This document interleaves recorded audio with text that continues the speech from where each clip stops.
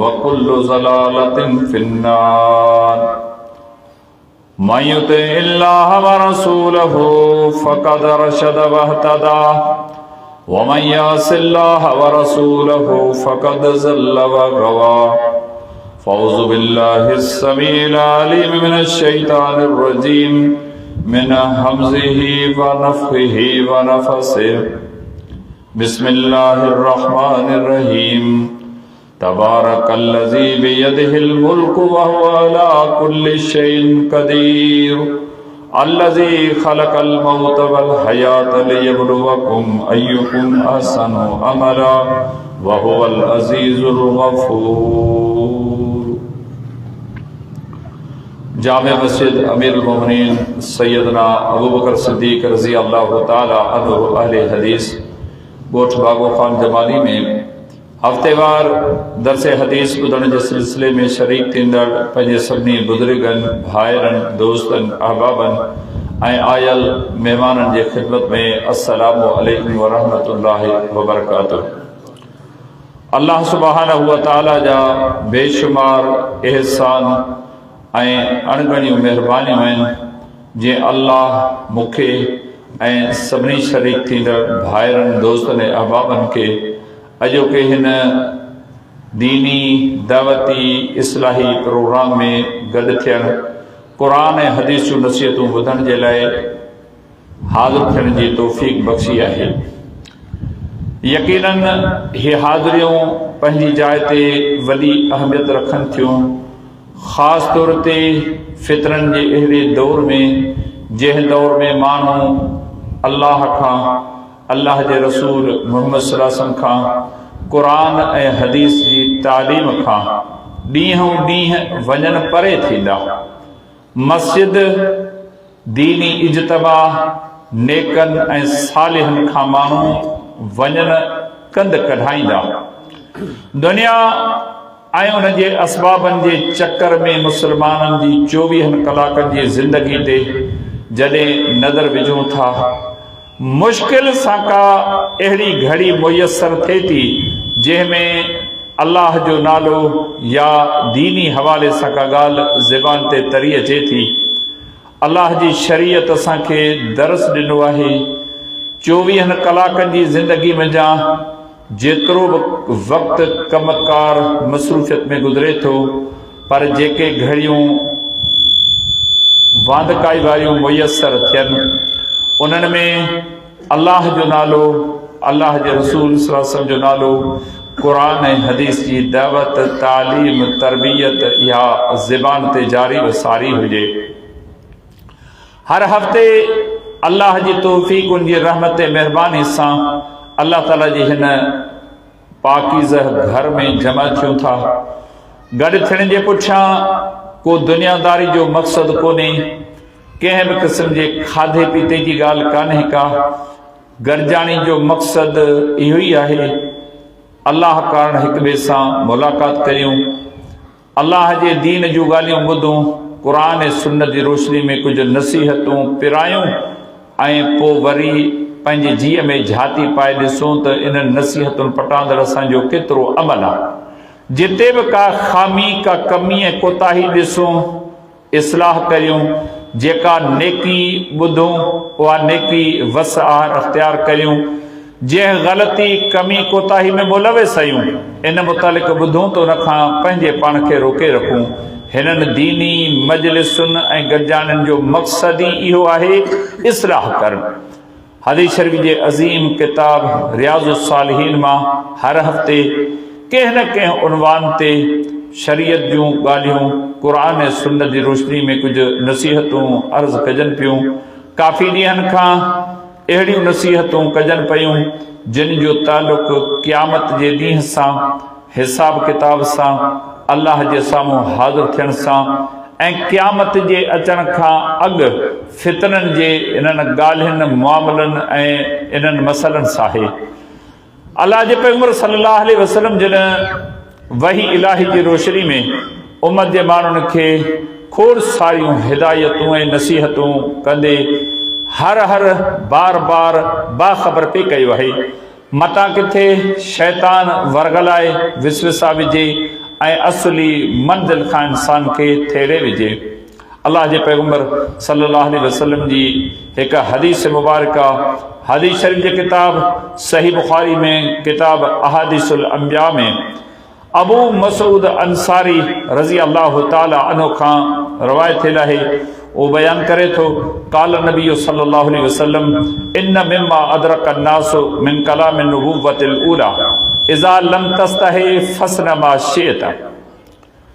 अबू मसूद अंसारी रज़ी अल्लाह ताला अन्हु बयान करे थो त नबी सल्लल्लाहु अलैहि वसल्लम जे फरमायो, पहिरियां गुज़रियल नबियनि अलैहिस्सलाम जे ॻाल्हियुनि मां जेके ॻाल्हियूं माण्हुनि हासिल कयूं उन्हनि मां हिकिड़ी ही बि ॻाल्हि आहे, जॾहिं तूं हया ऐं शर्म छॾी पोइ जीअं वणई ईअं कर।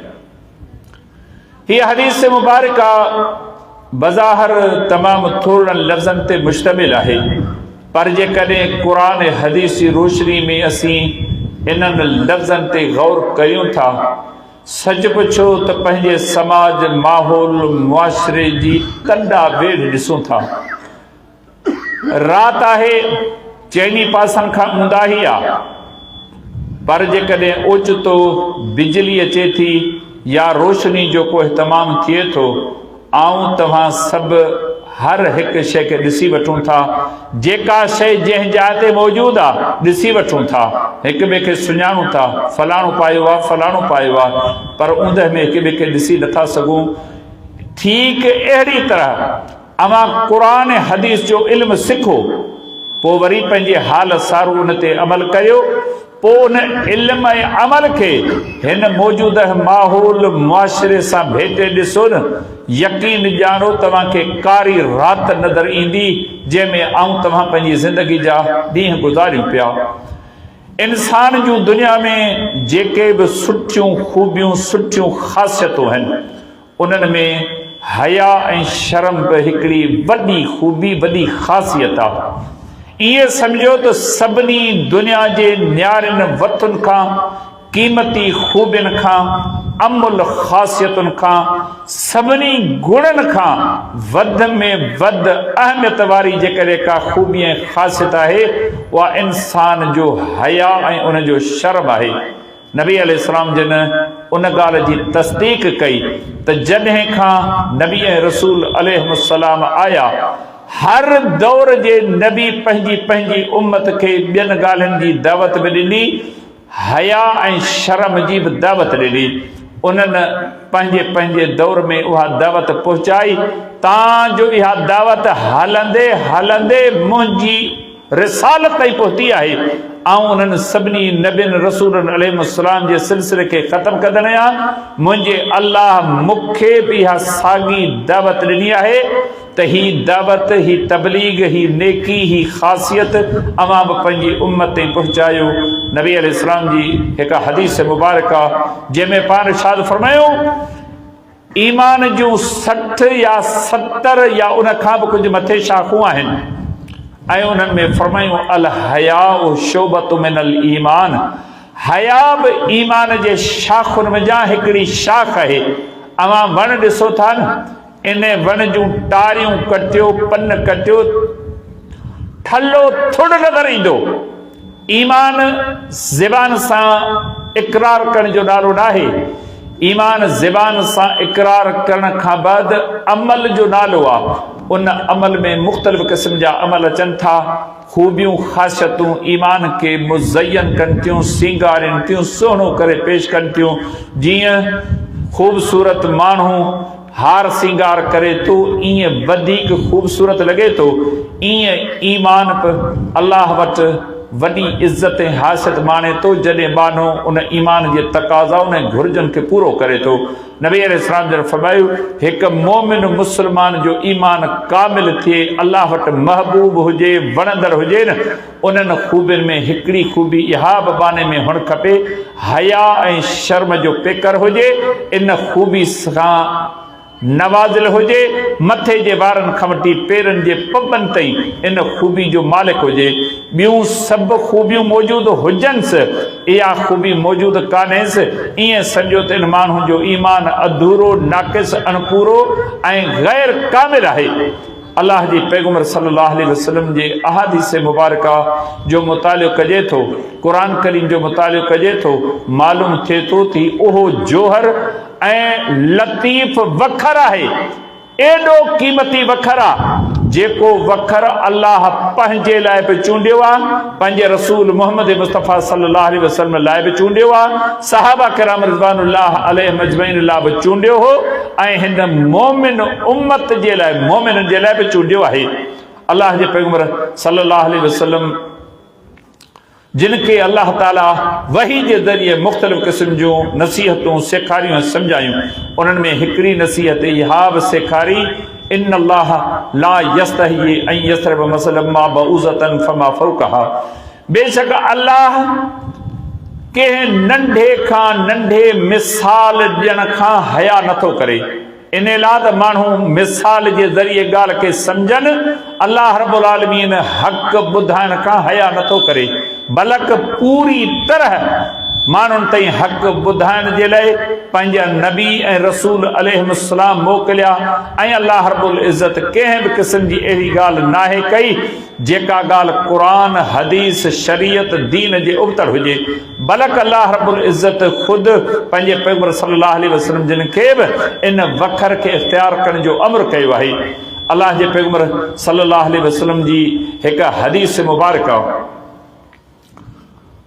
हदीस शरीफ जे किताब सुनन नबी दाऊद में, किताबुल हम्माम में सही सनद सां याला बिन उमैया रज़ी अल्लाह ताला अन्हु खां मरवी आहे, वो बयान करे थो, अन रसूलुल्लाह सल्लल्लाहु अलैहि वसल्लम रआ रजुलन यग़तसिलु बिल बराज़ि बिलाए इज़ारिन फसइदल मिंबर फहमिद अल्लाह व असना अलैहि सुम्मा क़ाल इन्नल्लाह हय्युन सित्तीरुन युहिब्बुल हया वस्सित्र फ़इज़ा इग़तसल अहदुकुम फलयस्ततिरु। याला बिन उमैया रज़ी अल्लाह ताला अन्हु फरमाए थो त रसूलुल्लाह सल्लल्लाहु अलैहि वसल्लम जन हिकु दफ़े हिकु शख़्स खे ॾिठो जेको खुलियल जाइ ते बिना गोॾ, बिना कपिड़े जे विझी रहियो हो। रसूल अकरम सल्लल्लाहु अलैहि वसल्लम जन उनखे ॾिसी वरितो, पाण मस्जिद में आया, मिंबर ते तशरीफ़ फरमा थिया, पाण अल्लाह ताला जी हम्द, वॾाई, वाखाण, साराह, बुज़ुर्गी बयान करण खां बाद इरशाद फरमायूं, बेशक अल्लाह वॾो हयादार ऐं वॾो पर्देदार आहे ऐं हया ऐं पर्दे खे पसंदि करे थो। पोइ तव्हां मां को बि माण्हू जॾहिं वेहिजे, गुस्ल करे, उनखे खपे त पर्दो करे, कपिड़ो ॿधे, उघाड़ो न थींदो करे। हिन हदीस मुबारका मां असांखे इहा ॻाल्हि मालूम थी, अल्लाह सुब्हानहु व तआला वॾो हयादार आहे ऐं पर्दापोशी खे पसंदि करे थो। जेका ख़ूबी मंजस मौजूदु आहे, अल्लाह ताला जी ख़्वाहिश आहे इहा ख़ूबी मुंहिंजे ॿाननि में बि बेदर्जे उत्तम मौजूदु हुजे। पोइ उन्हनि खे अहिड़ा कम ॾसिया विया आहिनि जिन में हया ऐं शर्म जूं ख़ूबियूं ऐं सिफ़तूं मौजूदु आहिनि। अल्लाह जे नबी अलैहिस्सलाम जी इन तालीम खे मुस्लमान जॾहिं गहराईअ सां जांचीनि था, सोचीनि था न, यकीन ॼाणो असीं मुस्लमान उम्मत वॾी ख़ुशि नसीब उम्मत आहियूं। असांजे मुक़ाबले में यहूदियुनि खे ॾिसो, ईसाइनि खे ॾिसो, हिंदुनि खे ॾिसो, कम्यूनिस्टनि, दहरियनि खे ॾिसो, पर्दे जी ॻाल्हि, हिजाब जी ॻाल्हि, शर्म जी ॻाल्हि, हया जी ॻाल्हि, इहा उन्हनि जे लाइ का माना कान थी रखे, का अहमियत कान थी रखे। चाइना हिन वक़्तु दुनिया जे वॾनि ताक़तुनि में शामिल आहे। अमेरिका, बर्तानिया, फ्रांस, जर्मनी ऐं रूस सां टक्कर खाइण वारी ही वॾी सल्तनत आहे। सन 2003 ईस्वी में अल्लाह रब्बुल इज़्ज़त जी तौफ़ीक़ उन जी रहमत सां तक़रीबन 22-23 ॾींहं चाइना में रहियासीं। ग्रेट वॉल, दीवार चीन, जेका हिन दुनिया जो वॾे में वॾो अजूबो आहे, यकीनन ॾिसण जहिड़ी शइ आहे ऐं उतां पिराण जहिड़ी शइ आहे। अज़मत चीन जी ॾिसणी आहे। इन दीवार खे ॾिसो, अजूबो आहे हिन दुनिया जो। यकीनन सच पुछो, जॾहिं उन दीवार ते पहुतासूं, चाइना जा मर्द ऐं उन्हनि जूं औरतूं कपिड़नि खां आजाती पेशाब बि कनि पिया, पायखानो बि कनि पिया। कंहिं बि क़िस्म जी का लज, को हया, को शर्म कुझु बि न। उन्हनि जी भेट में असीं मुस्लमान यकीन ॼाणो वॾा ख़ुशि नसीब आहियूं जो अल्लाह रब्बुल इज़्ज़त असांखे मर्दनि खे, औरतुनि खे हया ऐं शर्म जहिड़ी नेमत सां नवाज़ियो आहे। पेशाब पाखाने करण जे लाइ असां वटि इन क़िस्म जा एहतमाम थियल आहिनि। भले ग़रीब गुरबो आहे, तॾहिं बि थोरो घणो एहतमाम ज़रूरु करे थो। हेॾो सुधरियल मुल्क आहे, ॾींहं ॾिठे जो मर्द औरतूं उन चीन जी दीवार जे हेठियां वेठा आहिनि। कंहिं बि क़िस्म जी का ॻाल्हि का शर्म जी ॻाल्हि कान्हे का। अल्लाह जी शरीयत असांखे तव्हांखे दरस ॾिनो आहे।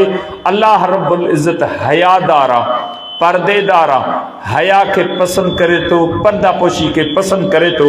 अल्लाह जे पैगंबर सल्लल्लाहु अलैहि वसल्लम जी हिकु हदीस मुबारका, हदीस शरीफ जे किताब सुनन नबी दाऊद में बाब दुआ में सलमान रज़ी अल्लाह ताला अन्हु खां मरवी आहे, जंहिंमें पाण इरशाद फरमायो, इन रब्बकुम हय्युन हय्युन करीमुन यस्तही मिन अब्दिही इज़ा रफ़ा यदैहि इलैहि अन यरुद्दहुमा सिफ़रा।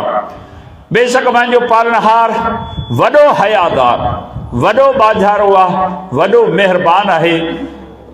पाण फरमायूं त अल्लाह ताला पंहिंजे बाने खां हया करे थो।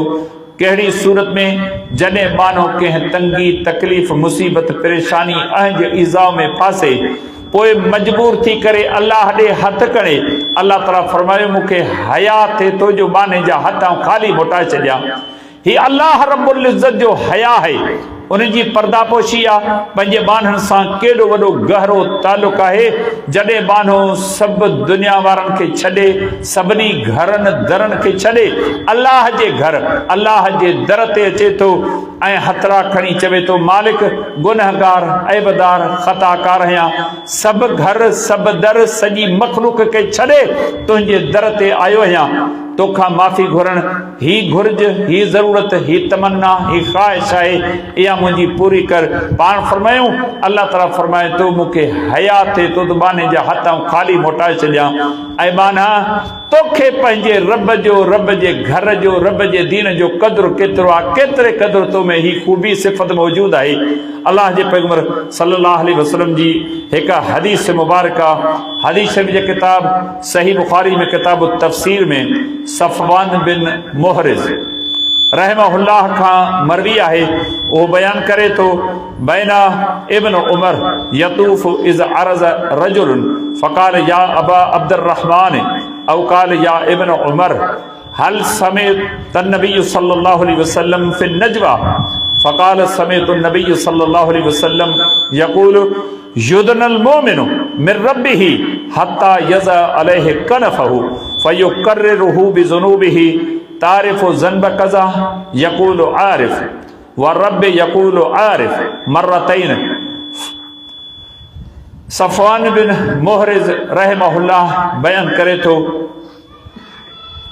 हिक दफ़े अब्दुल्लाह बिन उमर रज़ी अल्लाह अन्हुमा बैतुल्लाह जो तवाफ़ करे रहियो हो। तवाफ़ जे दौरान हिकु माण्हू उन खां सवाल कयो, ऐं अबा अब्दुर्रहमान या अब्दुल्लाह बिन उमर, छा तव्हां नबी सल्लल्लाहु अलैहि वसल्लम जन खां अन-नजवा यानी ॻुझी ॻाल्हि ॿोल, खुफ़िया गुफ़्तगू जेका केर बि ॿुधी न सघे, इन मुतलिक़ का हदीस ॿुधी आहे? अब्दुल्लाह बिन उमर रज़ी अल्लाह अन्हुमा वर्णायो त मूं नबी सल्लल्लाहु अलैहि वसल्लम जन खां इन बाबति ॻाल्हि ॿुधी आहे। पाण फरमायो, क़यामत जे ॾींहुं मोमिन माण्हू अल्लाह जे साम्हूं पंहिंजे गुनाहनि, कमज़ोरियुनि, कोताहिनि सां हाज़िर थींदो। मोमिन कहिड़े बि दर्जे जो हुजे पर पोइ बि गुनहगार आहे। यकीन जानो को भी मोमिन मुसलमान गुनाहन खां जो कोने, भले इल्म वारो हुजे, तकवा परहेज़गार जो साहिब हुजे, पर आहे गुनहगार, उन जी ज़ात में कमियूं कोताहियूं ऐब ज़रूर आहिनि। पाण फरमायो त अहिड़ो मोमिन माण्हू क़यामत जे ॾींहुं अल्लाह जे साम्हूं हाज़िर थींदो। अल्लाह रब्बुल इज़्ज़त बाननि जे विच में अदल ऐं इंसाफ़ सां फ़ैसिले करण जे लाइ मौजूदु हूंदो। पोइ अल्लाह ताला जे वेझो थींदो। अल्लाह ताला फरमाईंदो अञा बि मुंहिंजे वेझो अच, उहो वेझो थींदो। अल्लाह ताला फरमाईंदो अञा बि मुंहिंजे वेझो थी, तांजो उहो अल्लाह जे भरिसां बीहंदो। पाण फरमायो त अल्लाह ताला पंहिंजी बाह या पंहिंजे जिस्म जो हिस्सो उन्हनि जे कुल्हे ते रखंदो। जीअं पाण दुनिया में का वेझी ॻाल्हि करण जे लाइ कुल्हे ते हथ रखी कन में का ॻाल्हि कयूं था न, ईअं मुंहिंजो रब उनखे वेझो करे उनखे कन में चवंदो। तारीफ़ ज़नब कज़ा, माना ॾे ख़बर तूं इल्म वारो पोइ सालिह पोइ नेक पोइ चङो पोइ फलाणे ॾींहुं फलाणो गुनाह कयई, चवंदो रब मुंहिंजा मूं गुनाह कयो। फलाणे ॾींहुं फलाणो गुनाह कयई, मानो चवंदो त हओ मुंहिंजा रब इंसान हुअसि, मूं गुनाह कयो। पाण फरमायूं त रब्बुल आलमीन बाने खां पुछंदो वेंदो, उहो बानो इक़रार कंदो वेंदो। बानो दिल में चवंदो मुंहिंजो रब मूंखां एतराफ़ कराए थो, मुंहिंजो हाल कहिड़ो थींदो। पोइ पाण नबी अलैहिस्सलाम जो इरशाद फरमायो, पोइ पंहिंजो रब उन सां मुखातिब थींदे फरमाईंदो सतरतुहा फि दुनिया व अग़फ़िरहा लकल यौम, माना तूं परेशान न थी, दुनिया में मूं तुंहिंजे गुनाहनि ते पर्दो रखियो, तुम्हें कमियूं कोताहियूं ऐब ज़रूर हुयूं, मूं ढकिया तुंहिंजा गुनाह, माण्हुनि तोखे भरियल भाकुरनि सां ॾिठो पिए, इस्तक़बाल बि कयो पिए, मुलाक़ातूं कयूं पिए, खिली तोसां ॻाल्हायूं पिए, कमियूं कोताहियूं तुंहिंजियूं हुयूं, माण्हू तुंहिंजे गुनाहनि खां बेख़बर हुआ, माण्हुनि खे ख़बर कान हुई तूं मुंहिंजो बानो हुई, सालिह नेक हुई, परहेज़गार हुई।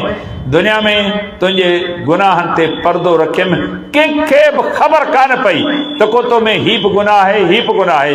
जॾहिं रहियो अॼु जे ॾींहं जो मामिलो, जीअं दुनिया में ढकियमि तुंहिंजे गुनाहनि खे न, अॼु वरी सभु गुनाह तोखे माफ़ करे छॾिया अथनि। पाण नबी अलैहिस्सलाम जन फरमायो त इहा त ॻुझी ॻाल्हि, एतिरो मुंहिंजो रब हयादार, एॾो परदेदार, एॾो पंहिंजे बाननि जो ख़्यालु लिहाज़ रखण वारो आहे।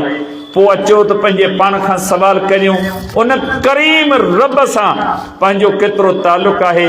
24 कलाकनि जी ज़िंदगी, हिकु हफ़्ते जी ज़िंदगी, हिकु महीने जी ज़िंदगी, हिकु साल जी ज़िंदगी, जंहिं उमिरि जे मोड़ ते पाण पहुता आहियूं, इन सभिनी ॻाल्हियुनि जो जोड़ करियूं त पाण वटि पंहिंजे रब जे लाइ केतिरे क़दुरु हया जो जज़्बो आहे।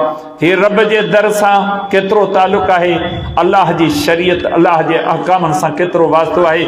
मुंहिंजो अल्लाह केतिरे क़दुरु असां इंसाननि सां महिरबानी, नवाज़िश, एहसान मदी करे थो, जो रब फरमाए थो मूंखे हया थिए थो जो बानो कंहिं तंगी, कंहिं तकलीफ़, कंहिं मुसीबत ऐं परेशानी में फाथल हुजे ऐं उहो बानो मूंॾे हथड़ा खणे ऐं उनजा हथ आउं ख़ाली मोटायां।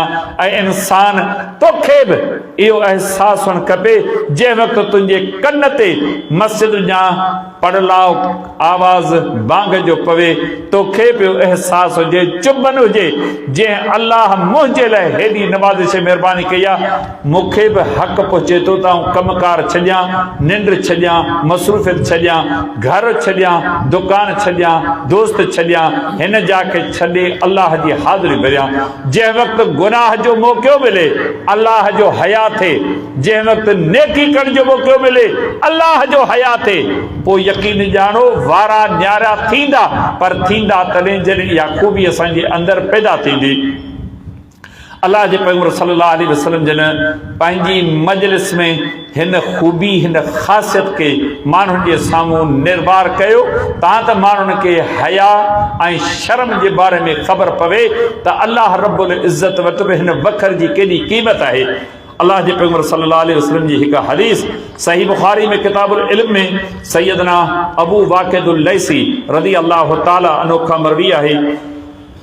वो बयान करे तो हिकु ॾींहुं रसूलुल्लाह सल्लल्लाहु अलैहि वसल्लम जन मस्जिद में मौजूदु हुआ, साहबा रज़ी अल्लाह अन्हुम जी जमात संदन साम्हूं मौजूदु हुई, पाण उन्हनि खे वैद नसीहत करे रहिया हुआ। मजलिस हलंदे 3 माण्हू आया, उन 3 माण्हुनि ते नबी अलैहिस्सलाम जी निगाह खुतल हुई। हिकु माण्हू छा कयो, उन मजलिस जे आख़िर में हिकिड़ो पासो वठी वेही रहियो, ॿियो बीही रहियो, बीही ॾिठईं त अॻियां थोरी मुंहिंजे वेहण जी जाइ मौजूदु आहे। अची करे उन जाते वेही रहियो, नबी अलैहिस्सलाम जूं नसीहतूं ॿुधियूं। ऐं टियों माण्हू उहो हो जेको उन मजलिस खे छॾे वापसि हलियो वियो। अलाह जे पैगंबर सल्लल्लाहु अलैहि वसल्लम जी मजलिस दावत तबलीग जी दर्स जी ख़त्म कई। पोइ नबी अलैहिस्सलाम जो इरशाद फरमायो, अला उख़बिरुकुम अनिन नफ़रि सलासा, छा तव्हांखे इन टिनि माण्हुनि जी जमात जे मुतलिक़ बाख़बर न करियां? साहबा किराम रज़ी अल्लाह अन्हु अर्ज़ कयो, बिल्कुलु असांखे तव्हां ॻाल्हियूं ॿुधायो। पाण फरमायूं, अम्मा अहदुहुम फअवा इलल्लाहि फआवाहु अल्लाहु व अम्मल आख़िरु फस्तहिया अल्लाहु मिन्हु व अम्मल आख़िरु फअरद अल्लाहु अन्हु। पाण नबी अलैहिस्सलाम ने इरशाद फरमायो, उन्हनि मंझां हिकिड़ो माण्हू हो जंहिंखे जाइ जी घुर्ज हुई, पनाह जी घुर्ज हुई। उन ॾिठो त हिते जाइ पई आहे, सभिनी माण्हुनि खे लताड़ियां, थी सघे थो कंहिंखे गोॾो लॻे, कंहिंखे ठूठ लॻे। उमूमन ही आम मजलिसुनि जे लाइ पाबंदी कान्हे, जुमे जे ॾींहं जे लाइ शरीयत जी पाबंदी ज़रूरु आहे। जुमे जे ॾींहुं सवेल भरो अचो, पहिरियुनि सिफ़ुनि में शिरकत कयो। ईअं न थिए जो सिफ़ूं भरिजी वञनि, सभु कम कर लाहे अचो त मस्जिद भरी पई आहे, 10 सफ़ूं लताड़े पहिरीं सफ़ में अची जाइ वठो। कंहिंखे गोॾो लॻो, कंहिंखे ठूठ लॻी, कंहिंखे हथ लॻो, कंहिंखे कहिड़ी तकलीफ़ पहुती। ही आदाब शरीयत जुमे जे ॾींहं जा असांखे शरीयत ॿुधाया। जुमे जे ॾींहुं अचो, पहिरियुनि सिफ़नि जो शौक़ान, सवेल भरा अचो सभिनी खां देर, ऐं सभिनी खे लताड़े अची अॻियां सिफ़ में वेहो। ऐं मिंबर ते हूंदो या मौजूदु, माण्हुनि जे हाल खे ॾिसूं था, अदब एतिराम सां सम्झायूं था। अव्हांखे पहिरियुनि सफ़नि जो शौक़ान, सवेल भरा अचो। अचनि था 10 मिंट 15 मिंट गुज़रनि था, मस्जिद भरी पई आहे न, ॿाहिरि सुनतूं पढ़ी सभिनी खे लताड़े अची साम्हूं वेही वैद नसीहत ॿुधनि था। मुंहिंजा भाइरो, मुंहिंजा दोस्तो, ही ॻाल्हियूं मस्जिद जे आदाब, जुमे जे ख़ुतबे जे ख़िलाफ़ आहिनि। बाक़ी आम मजलिसुनि में इजाज़त आहे, हिते जाइ पई आहे, हुतां खां अची हिते वेहो, कंहिं बि क़िस्म जी का पाबंदी कान्हे। नबी अलैहिस्सलाम जन फरमायो, उहो माण्हू जंहिं उते ई जाइ लधी वेही रहियो, अल्लाह हुनखे जाइ ॾिनी, पनाह मिली वई, रब्बुल आलमीन हुन जी घुर्ज पूरी कई।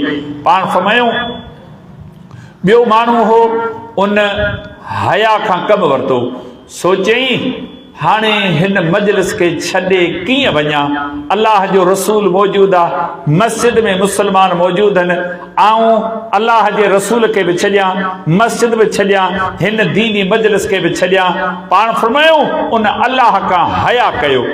फरमायूं, इन हया करण जो नतीजो इहो निकितो जो अल्लाह बि उनखे अज़ाब करण खां हया कयो। मुस्लमान आहियो, हिननि दीनी मजलिसुनि जो क़दुरु जांचो। अमी मुंहिंजी जमात आहियो, सोमाणी जी निमाज़ जमात सां पढ़ो था, ईअं निकिरी वञो था, अहसास को थिए थो अल्लाह जे पैगंबर अहिड़े माण्हू जे लाइ कहिड़ा लफ़्ज़ इस्तेमालु कया आहिनि। ही शइ हया जे ख़िलाफ़ आहे। जो दीन जी मजलिस हुजे, क़ुरान ऐं हदीस पढ़ण वारो मौजूदु आहे, ऐं असीं उनखे छॾे, मस्जिद खे छॾे पंहिंजे घर हलिया वञूं। हींअर घर वञण खां पोइ कहिड़ियूं मसरूफ़ियतुनि सवाइ चंद माण्हुनि जे सुम्हण जे, ऐं ही आवाज़ अचे पियो, लाउड वॼे पियो, कहिड़ी तव्हीं निंड करे सुम्हंदो? अल्लाह जे नबी अलैहिस्सलाम जन बज़ाहिर सख़्त लफ़्ज़ बयान फरमाया।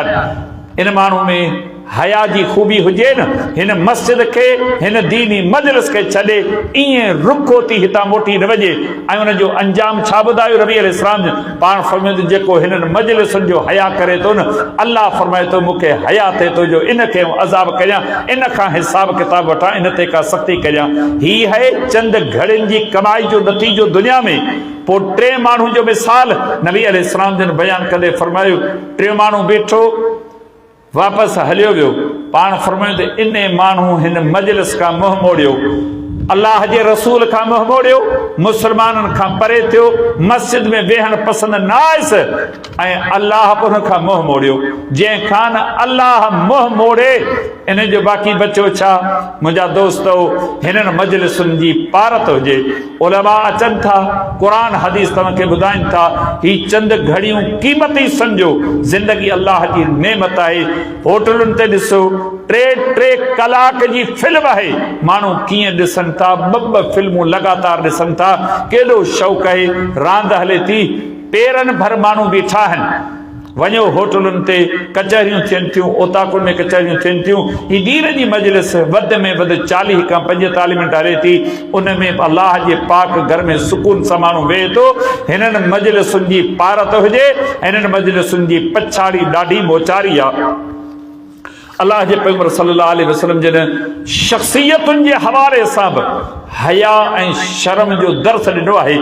इन लाइ हर माण्हू हिन वखर खे इख्तियार करे उन जी तबीयतुनि जे मिज़ाज में अल्लाह जे लाइ हया, अल्लाह जे रसूल सल्लल्लाहु अलैहि वसल्लम जे लाइ हया, संदन फरमान सुन्नत जे लाइ हया, मस्जिद लाइ हया, अल्लाह जे हदुनि शरीयत जे लाइ उनमें हया जी खूबी मौजूद हुजे। इन बुनियाद ते नबी अलैहिस्सलाम जिन जी हिकु हदीस मुबारक, हदीस शरीफ किताब सही मुस्लिम में किताबुल फज़ाइल में सैयदना उस्मान बिन अफ़्फ़ान रज़ी अल्लाह ताला अन्हु जे फज़ाइल में सैयदा आयशा रज़ी अल्लाह ताला अन्हा जी हदीस मुबारक मरवी आहे, जंहिंमें पाण इरशाद फरमायूं इन्न उस्मान रजुलुन हय्युन। पाण फरमायूं बेशक उस्मान वॾो हयादार शख्स आहे। संदन न्याणो आहे, ॿ न्याणियूं नबी अलैहिस्सलाम जो सैयदना अमीरुल मोमिनीन उस्मान रज़ी अल्लाह अन्हु जे निकाह में हुयूं। नबी अलैहिस्सलाम जिन उन जी हयादारी खे तमामु सुहिणे लफ़्ज़नि में बयानु कयो। ख़ुदि अम्मा आयशा रज़ी अल्लाह ताला अन्हा जी हदीस इमाम मुस्लिम किताबुल फज़ाइल में बयानु कई आहे। अम्मा बयानु करे थी, हिकु दफ़े नबी सल्लल्लाहु अलैहि वसल्लम जिन मुंहिंजे घर में मौजूदु हुआ। दरवाज़े ते आवाज़ थियो, दरबान अची ॿुधायो अमा सां अबू बकर सिद्दीक़ रज़ी अल्लाह अन्हु मिलणु घुरे थो। पाण फरमायो खे चओ त अचे। अबू बकर सिद्दीक़ रज़ी अल्लाह अन्हु आयो, नबी अलैहिस्सलाम जिन जी वेठा हा न, खेनि गोॾ बदल हुई, संदन रान तां या बुकीअ तां गोॾ जो कपिड़ो थोरो खयल हो, उहा ज़ाहिर थी रही हुई। नबी अलैहिस्सलाम जिन इन हालत में रहिया, अल्लाह जे पैगंबर सल्लल्लाहु अलैहि वसल्लम जिन का परवाह कान कई। वरी थोरी देर खां पोइ कासिद ॿुधायो उमर रज़ी अल्लाह अन्हु तव्हां सां मिलणु घुरे थो। अमीर मोमिनीन उमर रज़ी अल्लाह अन्हु आयो, नबी अलैहिस्सलाम जिन साॻी तरह मौजूद रहिया। उहा रान ते या बुकी तां जेको कपिड़ो हटियल हो न, इहो ई खयूं कोन, उते पियो हो। थोरी देर खां पोइ दरवाज़ो वॻो अची करे खेनि ॿुधायो वियो त उस्मान रज़ी अल्लाह ताला अन्हु आयो आहे ऐं अव्हां सां मिलणु घुरे थो। अल्लाह जे पैगंबर सल्लल्लाहु अलैहि वसल्लम जॾहिं इहा ॻाल्हि ॿुधी न, पाण उथी वेठा सवला थिया ऐं पंहिंजो कपिड़ो मुबारक पंहिंजी रान या बुकी ते रखी मुकमिल सवले नमूने सां ठही ठुकी वेठा। मुलाक़ात थी, जॾहिं मजलिस बर्खास्त थी तॾहिं आयशा रज़ी अल्लाह ताला ने फरमाई थी, मूं नबी अलैहिस्सलाम जिन खां पुछो अबू बकर सिद्दीक़ आयो, साॻी हालत में मौजूद रहियो। उमर रज़ी अल्लाह ने आयो, साॻी हालत में मौजूद रहियो।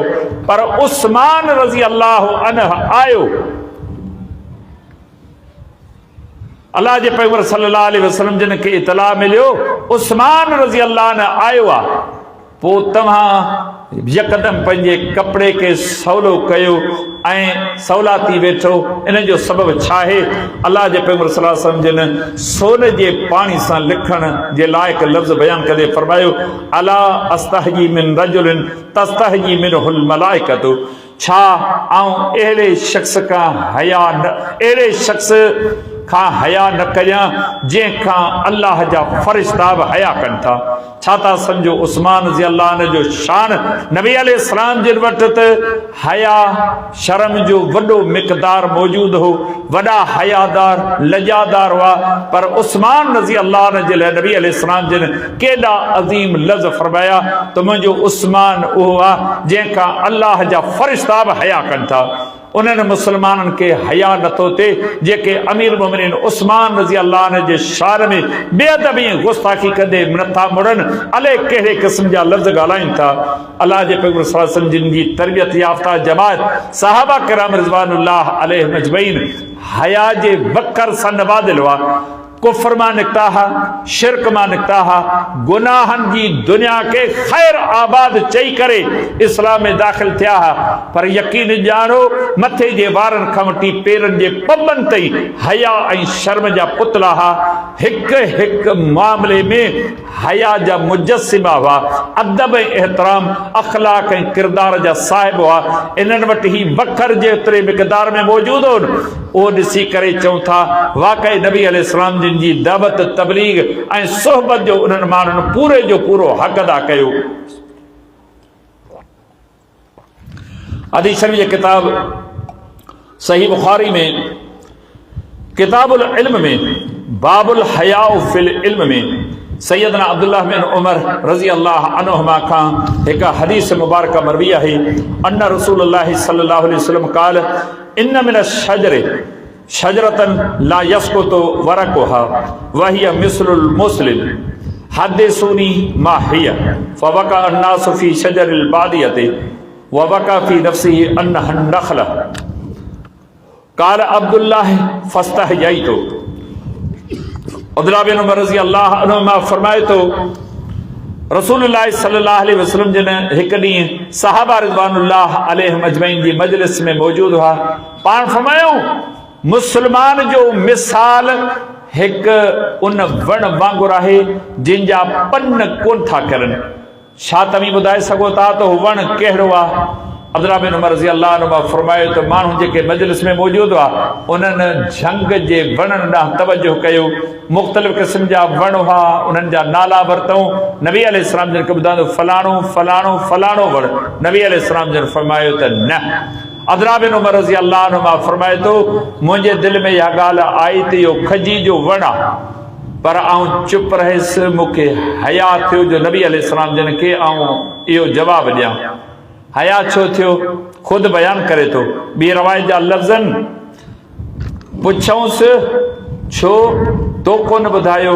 चवे थो वराइतो अबा बकरिन व उमर ला यतकल्लमान फकरिहतु अन अतकल्लम। चाचा अबू बकर सिद्दीक़ रज़ी अल्लाह अन्हु नबी अलैहिस्सलाम जिन में वेठो हो, मुंहिंजो पीउ उमर रज़ी अल्लाह अन्हु बि वेठो हो। ॿ मुंहिंजा वॾड़ा बुज़ुर्ग नेक सालिह परहेज़गार इंसान वेठा हुआ। उन्हनि बि इहो जवाबु कोन ॾिनो। मूंखे ॾुखी ॻाल्हि लॻी आऊं ॿुधायां मुंहिंजे बाबा ऐं चाचा अबू बकर जे मथां घटिताई थी पवेनि, उन्हनि जे करे मूंखे हया थियो त मथां इन्हनि खे तकलीफ़ पहुचे। हीअ हदीस मुबारक दरस ॾे थी मुस्लमानो रिश्तनि जो हया ॼाणो। पीउ जो हया, माउ जो हया, भाउ जो हया, घर जे वॾे जो हया, पाड़े जो आहे उन जो हया। हर हिकु लिहाज़ खां जंहिंखे बि रब जेका इज़त बख़्शी आहे न उन जे लाइ हिन दिलि में अदब एहतराम हया जो जज़्बो हुजे। हीउ दीन जो मामिलो आहे, इनमें न की घटिताई न की वाधारो। पर अब्दुल्लाह बिन उमर रज़ी अल्लाह अन्हुमा जी केॾी तरबियत थियल आहे। नबी अलैहिस्सलाम जिन सुवाल पुछो आहे जवाबु अचे पियो, पर इन करे नथो ॿुधाए मतां मुंहिंजे बाबा जी घटिताई थिए, चाचा अबू बकर जी घटिताई थिए ऐं उन्हनि जे हया जे करे चए थो मूं लफ़्ज़ कोन ॻाल्हाया। जॾहिं मजलिस बर्खास्त थी वापसि वरियासूं, मूं अर्ज़ु कयो पंहिंजे पीउ उमर खे त मूंखे इहो जवाबु आयो पे, तोखे जवाबु आयो पे, पोइ तो ॿुधायो छो कोन? पोइ इहो सबबु ॿुधाई। उमर रज़ी अल्लाह अन्हु चवे थो मूंखे चयो ले अन तकून कुल्तहा अहब्बु इलैया मिन कज़ा व कज़ा। ऐं अब्दुल्ला जेकॾहिं उन मजलिस में तूं नबी अलैहिस्सलाम जिन खे इहो जवाबु ॾीं हा त मूंखे हेतिरो हेतिरो हेतिरो माल या मुख़्तलिफ़ क़िस्म जूं शयूं मिलनि आहिनि, मूंखे उन्हनि खां वधीक तुंहिंजो इहो जवाबु पसंदि हुजे त मुंहिंजे रब मूंखे कहिड़ो पुटु ॾिनो आहे जंहिं नबी अलैहिस्सलाम जिन खे सही जवाबु ॾिनो आहे, जंहिंजो जवाबु अबू बकर उमर ऐं ॿियो को बि साहबी ॾेई कोन सघियो आहे। हीअ हदीस मुबारक दर्स ॾे थी मुस्लमानो अछी दाढ़ी वारे जो हया सिखूं, इल्म वारे जो हया सिखूं, पाड़े जो हया सिखूं, माउ जो हया, पीउ जो हया, ओड़े पाड़े जो हया, न्याणी सियाणी जो हया, इल्म वारे जो हया। यकीन ॼाणो हिकु हिकु ॾींहं ते असीं मुस्लमान इन्हनि ख़ूबियुनि ख़ासियतुनि खां वञूं ख़ाली थींदा। पंहिंजे लेखे पाण खे छा बि सम्झूं, पर यकीन ॼाणो ही हया जो जोहर अदब ऐं एहतराम जो वखर वॾो क़ीमती अथव। इन खां सवाइ असीं कुझु बि कोन ॼाणूं।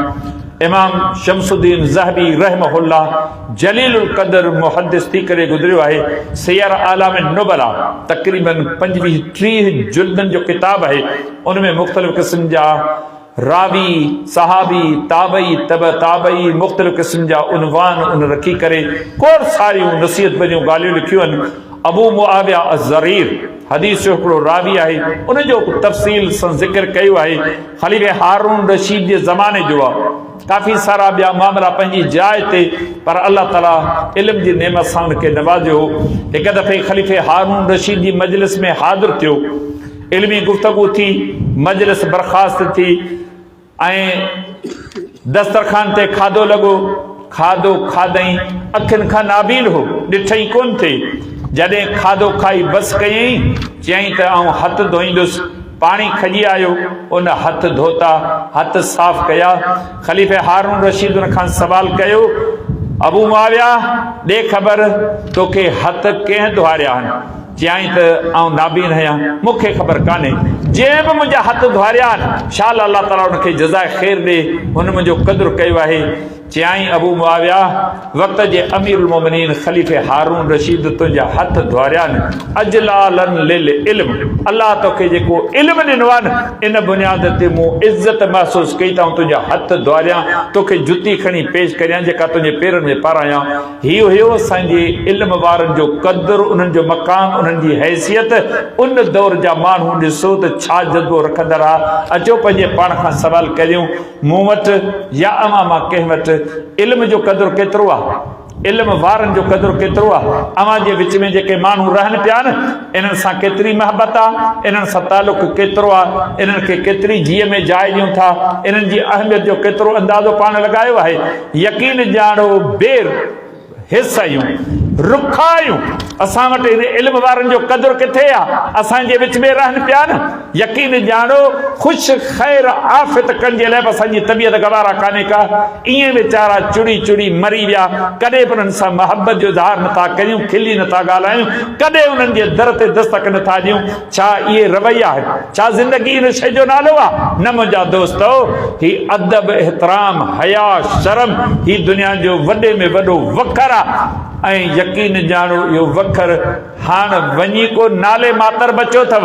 असांजे घरनि जो जाइज़ो वठूं था, सच पुछो हाल अहिड़ो थी वियो आहे जो ज़बान ते लफ़्ज़ आणण बि कबाहत सम्झूं था। लॻे माठ मिरुनि खे पवन डूंगर ॾरी वारो मामिलो आहे। हया किथे रहियो आहे? पीउ जे साम्हूं पुटु ॻाल्हाए थो, एॾो डिघो, एॾो घणो, एॾो तिखो ॻाल्हाए थो। पीउ चुप करे वेठो आहे जो पुटु इन अंदाज़ सां ॻाल्हाए पियो, मतां किथे मुंहिंजी बेइज़ती करे न विझे। कुझु ॾींहंनि जी ॻाल्हि आहे, राधारो आहे, मुंहिंजो तमामु घणो तालुक़ु आहे हुन सां। चयईं त वॾो भत, वॾी शादी, वॾो एहतमाम, लखें रुपया उन शादी ते ख़र्च थिया, मानी तयारु, हज़ारनि जे तइदाद में माण्हू वेठा आहिनि। उनजे पुट खे मूं चयो, बाबा मानी तयारु आहे, हाणे मानी हलायो, ठरी वई त मानी मज़ो छॾे वेंदी। चईं त हुनजे पुट मूंखे चयो त बीह, उहो ताज़ी अचे त पोइ मानी हलायूं था। मूंखे सम्झ में न आई, मुंहिंजो ताज़ी छा आहे? चई ताज़ी कुतो पीउ वारो, इहो पुट आहे जेको पीउ जे लाइ लफ़्ज़ ॻाल्हाए थो। जंहिं इन पुटनि जा हेॾा काज कया आहिनि, पुट पीउ लाइ ताज़ी कुते जो लफ़्ज़ इस्तेमालु करे। पुटा चए थो इहो कुतो मूंखे मजबूर करे थो स्कूल वञो उस्ताद वटि पढ़ण जे लाइ। इहो पढ़ंदो, इहो डिग्रियूं हासिल कंदो, छा था सम्झोसीं किथे पहुता आहियूं? पीउ जो अदब कोन्हे, माउ जो अदब कोन्हे, उस्ताद जो अदब कोन्हे, अछी ॾाढ़े वारे जो अदब कोन्हे, इल्म वारे जो अदब कोन्हे। न्याणी माउ भेनरूं ओड़ा पाड़ा कंहिंजो अदब आहे? सच पुछो त हिन अदब खां ख़ाली थी चुका आहियूं। हया ऐं शर्म जो जनाज़ो निकिरी चुको आहे। असीं जंहिं समाज में रहूं पिया, सच पुछो दिलि चाहे थी त हिन अखियुनि मां रत जा ॻोढ़ा ॻाढ़ियूं। परे न वञो, असांजे हिननि इलाइक़नि जा वाक़िया। पीउ पंहिंजे पुट खे बि क़त्ल कयो, पंहिंजी धीअ खे बि क़त्ल कयो।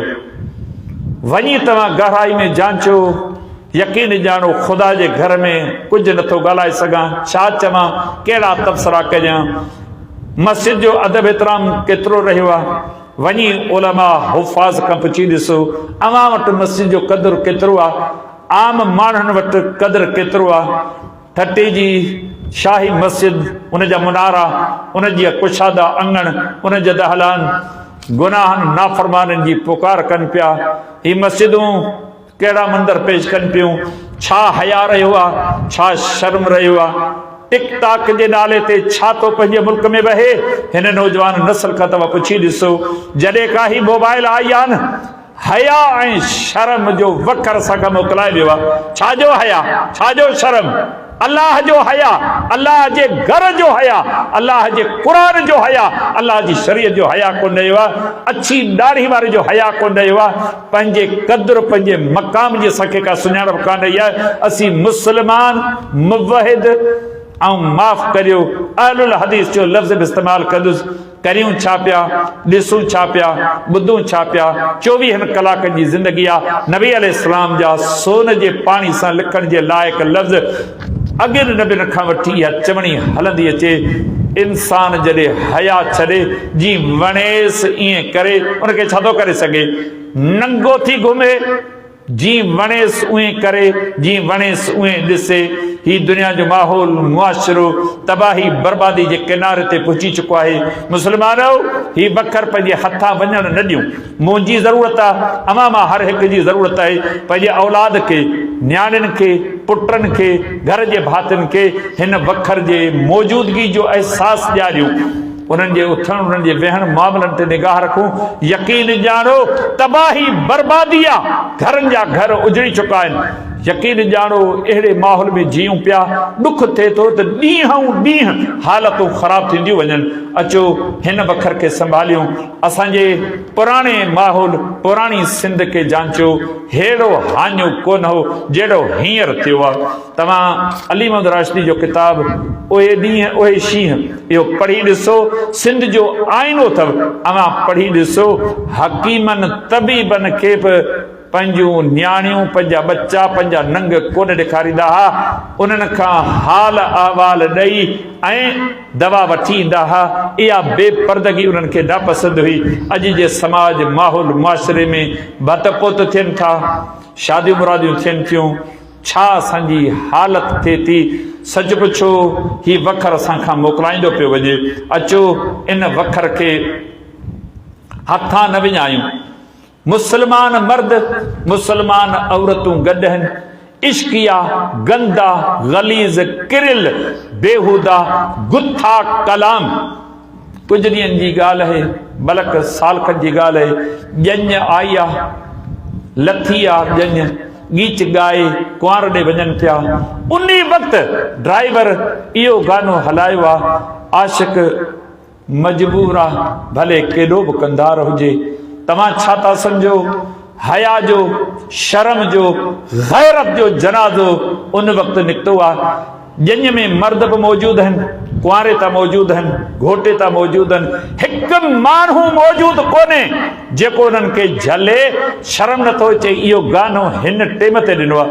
मुंड खां वठी ॿुधंदा अचनि, ही डेक अचनि था।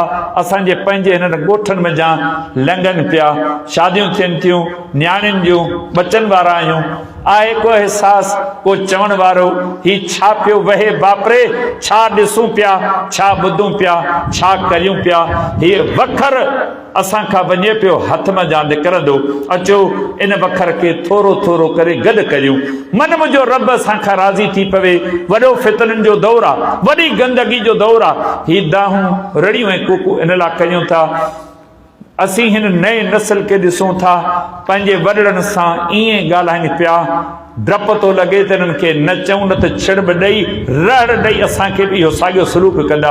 अदब सिखूं, अख़लाक सिखूं, पंहिंजे वॾड़नि जो क़दुरु कयूं। ख़बर न आहे ज़िंदगी केसि ताईं रहे।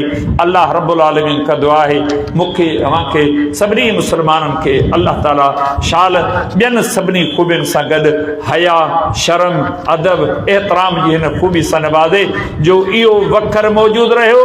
बाक़ी ॿियूं ख़ूबियूं अल्लाह जी रहमत ऐं तौफ़ीक़ सां वक़्त बे वक़्त ज़रूर असां में पैदा थींदियूं। शाल रब्बुल आलमीन मूंखे अव्हांखे सभिनी मुस्लमाननि खे ॿुधायल, सेखारियल, सम्झायल ॻाल्हियुनि जी सम्झ अता फ़रमाए ऐं उन मुवाफ़िक़ असांजी अमली ज़िंदगी गुज़रे।